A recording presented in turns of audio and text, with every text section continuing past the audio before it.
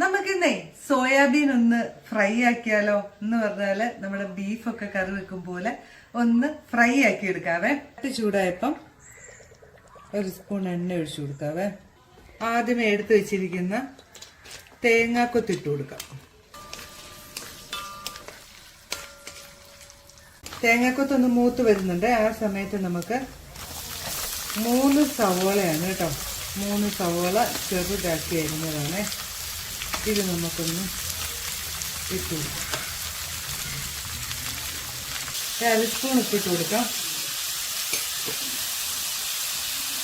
നമ്മുടെ സവോളയൊക്കെ നന്നായിട്ട് വഴന്നിട്ടുണ്ട് കേട്ടോ. ഇനി നമുക്ക് നമ്മുടെ തക്കാളി ചേർത്ത് കൊടുക്കണം.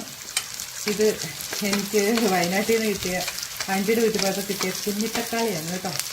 നിങ്ങൾ സാധാരണ ഇത് ഇല്ലെങ്കിൽ സാധാരണ തക്കാളി ഇട്ടാൽ മതി. ഞാൻ വെറുതെ എൻ്റെ കയ്യിൽ കിട്ടിയപ്പം കിട്ടുന്നുള്ളൂ.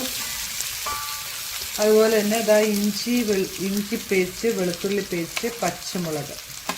ഇഞ്ചി വെളുത്തുള്ളി പേസ്റ്റ്, പച്ചമുളക്, തക്കാളി. ഇനി ഇതെല്ലാം കൂടെ നന്നായിട്ടൊന്ന് വഴറട്ടെ.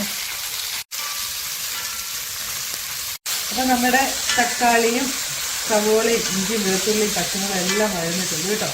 ഇനി അവിടെ തീ കുറച്ച് വെച്ചിട്ട് നമ്മുടെ പൊടി ഐറ്റംസ് ഒക്കെ ഇട്ട് കൊടുക്കാവേ. ആദ്യത്തെ നമ്മൾ എടുത്തു വെച്ചിരിക്കുന്ന 1 സ്പൂൺ മഞ്ഞൾപ്പൊടി,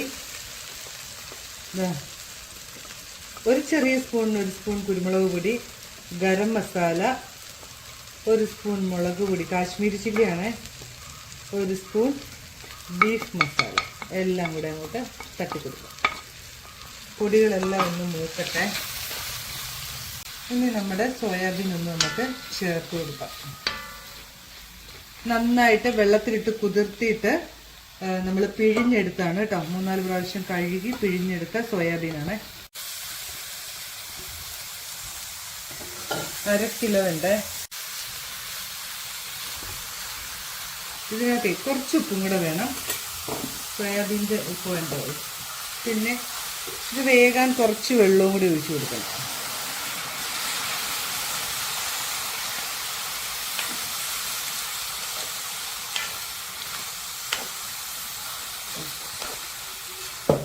ഇനി ഇത് നമുക്ക് മൂടി വെച്ച് നന്നായിട്ട് വേവിച്ചെടുക്കാം.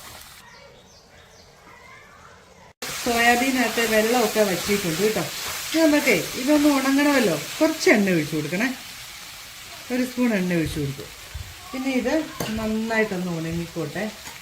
ചെറു തീയിൽ ഇളക്കി ഉണക്കിയെടുക്കാം. നമ്മുടെ സോയ ഇങ്ങനെ ഫ്രൈ ആയി വരുന്നുണ്ട്. അതാ കുറച്ച് കറിവേപ്പില ഇടയ്ക്കൊന്ന് ഇട്ട് കൊടുക്കാവേ. ഇങ്ങനെ ഇളക്കിക്കൊണ്ടിരിക്കണം കേട്ടോ. അങ്ങനെ നമ്മുടെ സോയാബീൻ ഫ്രൈ ആയിട്ടുണ്ട്. ഇനി നമുക്ക് ഒരു പ്ലേറ്റിലേക്ക് മാറ്റാം. നമുക്ക് സ്റ്റൗ ഒക്കെ ഓഫ് ചെയ്തു. ഈ സമയത്ത് ഉപ്പൊക്കെ ഒന്ന് നോക്കണം കേട്ടോ.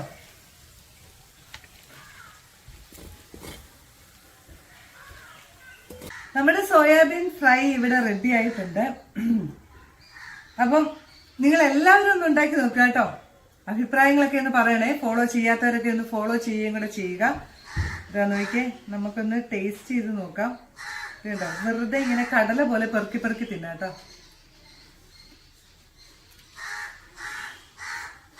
നല്ല ടേസ്റ്റ് ഉണ്ട്. എല്ലാവരും ഉണ്ടാക്കി നോക്കണം കേട്ടോ. അപ്പോൾ പുതിയൊരു വീഡിയോ ആയിട്ട് ഞാൻ വരുന്നതായിരിക്കും. ബൈ.